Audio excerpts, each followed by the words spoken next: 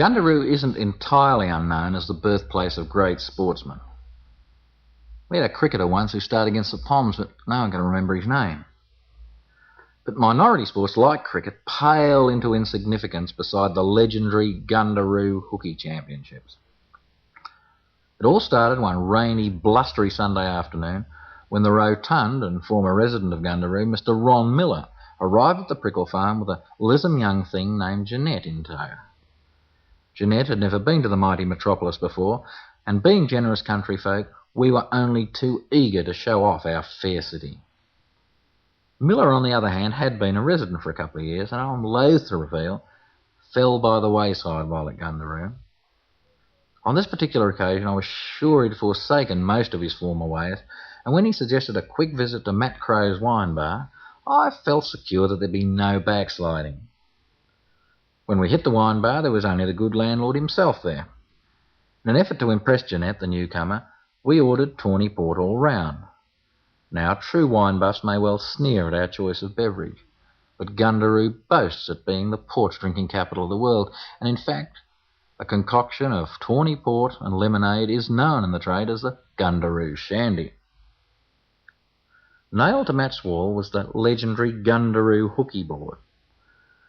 I've got this theory that this piece of sporting equipment was in fact left to Gundaroo, like just about every public utility, by the late William Affleck, but I'm not sure.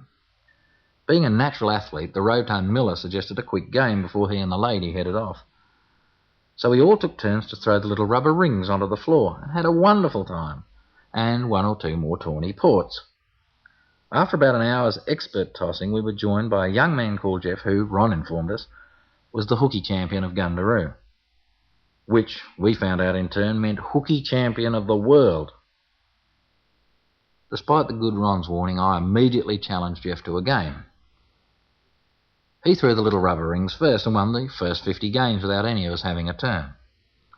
Not wanting to embarrass him, we relegated him to the last toss of the match, and he won the next 50 games.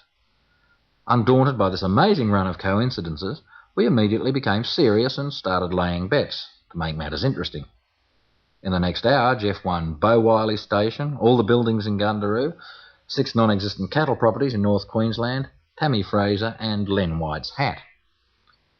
Len had only come in for a quick sherry before going out and, rather unsportingly we thought, left hurriedly with his hat clutched to his head. Jeff started fading about then and accidentally won the next few games by throwing the rings over his shoulder while looking into a mirror. We had him where we wanted him, all right. The word of the playoff must have spread through Gundaroo because at times there were as many as 2 people in the bar watching every throw. Our generous host, in the meantime, kept our port glasses full whenever we gave him money. Not long afterwards, during a break in play when Miller and I were attempting, with little success, to lift the surprisingly heavy rubber rings from the floor, Jeff made good his escape, utterly humiliated by our performance. With the help of the ladies, we managed to get most of the rings off the floor, but dropped them again when we tried to put them onto the board. By this time it was getting dark, and the locals, shaking their heads in wonderment, started trickling away. I guess we too must have left about then, but I'm not quite sure, because as I was leaving, someone hit me on the head with a lump of red gum, someone else forced open my mouth and fed me drain cleaner, and a third miscreant drove a bulldozer over me several times. And I think I was also affected by paint fumes inhaled at work earlier in the week. Actually, I wasn't very well at all for several days. It took a while to pluck up courage to return to the wine bar.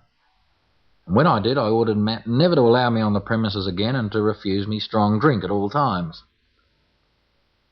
The following Saturday, when I dropped in for a bottle of cooling lemonade, damn me if Jeff, Cliff, George and Len, and all the others, except Miller, who's still on the unwanted list, are all there waiting for a return session.